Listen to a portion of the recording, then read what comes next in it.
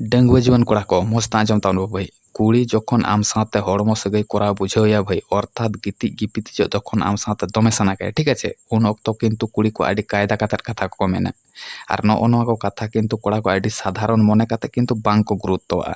और जखन के भाई नोआ कथा को आम बाम गुरुत्वआ तखन खान के किंतु कुड़ी मन रे मिटांग बेजार सिरजा और नोआ बेजार जखन सिरजा भाई तखन दो किंतु कुड़ी आड़िसते आया लाइन रे जहां तिना कोड़ा मेना को भाई उनको को साथे किंतु समस्त कामी किंतु कार्यक्रम सम्पूर्ण पूर्ण गडका विषयटा बुझा गेছে আর তখন তো কিন্তু আমরা বুঝবাম বুঝ দাঁড়ায় ভাই বিষয়টা বুঝা গেছে পুরোটা বেকার উত্তরবা ওনাতে মেতাপে কানা ভাই যাহাই को অনকানা সগাই সম্পর্ক মেনা তাপেয়া অতি অবশ্যই লাহার গে বাডাই কা তবন পে বাখান দ পুরো পে পেন্দা হজवा ভাই যাহাই হয়তো নিজের থেকে আলায়াম কানা ওনা হ লস চালা তাপেয়া বিষয়টা বুঝা গেছে চলো তবে ভাই পয়েন্ট রে চালা মালাং রে যাহাই को নিত্য চ্যানেল আর पे सब्सक्राइबा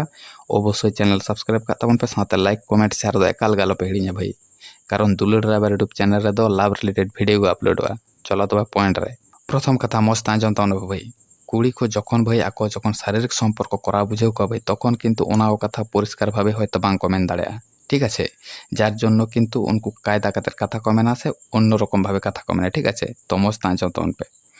प्रथम कथा हुकना ब्रो आमरेन गर्लफ्रेंड जदि हयतो मेतामा जेहेतु हड़मो मने जीव बेस बइन बुझता आठ दिन हयतो आम सामना सामने नेपेल बांग हुई कना ठीक है तो नोना कथा को जदि मेना से नोना कथा जदि मेना भाई ताहले किंतु आम डायरेक्ट बुझु तमा जेहेतु चेद होते हयतो हड़मो भागी बाय बुझता से चेद होते चला मितिंग कना ठीक है कारण आदि दिन जखन के भाई नापाम बांग हुई को तखन दो किंतु नापाम रना मिटांग आग्रह ते बेसिया एनार्जी बेसी ताहेना विषयटा बुझा गेছে আর नापाम माने के भाई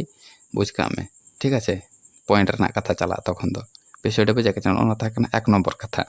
एबार द्वितीय कथा हुकना ब्रो हयतो जदि मेतामा जेहेतु आले से तो चला हम चला समय को हम नाम फोन बड़ायदा आंधाते हेज रहा हजू में मिद दिन गान तो नोना कथा जुदी मेना भाई एनते रहो बुझ का में जे लाइन रेना कथा चला ठीक है एबार मुचाद जहाँ कथा हुकना भाई ओना दो हुकना जे हयतो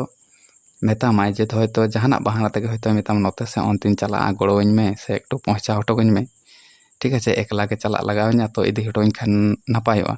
तो नोना कथा को ठीक है नोना कथा को जदि हयतो को मेना भाई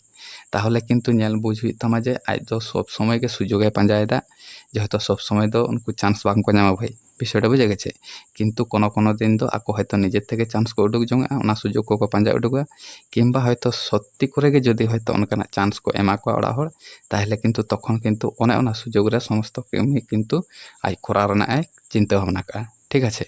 तो नोना कथा को मेन होचया भाई जस्ट तेहन दो पेया कथा के मेता पेया